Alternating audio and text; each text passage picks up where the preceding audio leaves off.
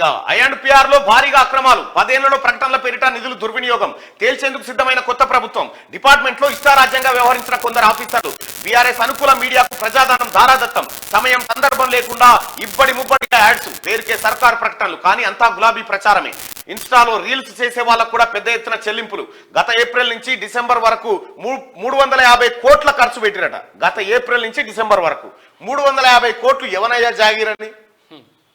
Instagram లో reels చేసే వాళ్ళకు కూడా పైసలు ఇచ్చిందట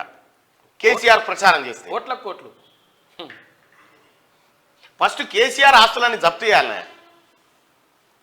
అన్ని వివరాలను తెప్పించుకున్న సీఎం రేవంత్ రెడ్డి అంటూ ఐ&పిఆర్ డిపార్ట్మెంట్ లో ఇన్ఫర్మేషన్ పబ్లిక్ రిలేషన్ ఏదైతే డిపార్ట్మెంట్ ఉందో ఆ డిపార్ట్మెంట్ లో కేవలం పోయినసారి బడ్జెట్ లోనే ప్రకటనలకు 1000 కోట్లు బడ్జెట్ పెట్టిండే మునగాడు ప్రకటనలకి ప్రచారానికే ఇది ఓ ఇన్లకు కాదు లేకపోతే ఇంకో స్కీమ్ కాదు దంబాచారం చేస్తుంది ఇంకేమంటుండే కేటీ రామారావు మేము పని చేసినాం చెప్పుకోలేకపోయినామట 350 కోట్లు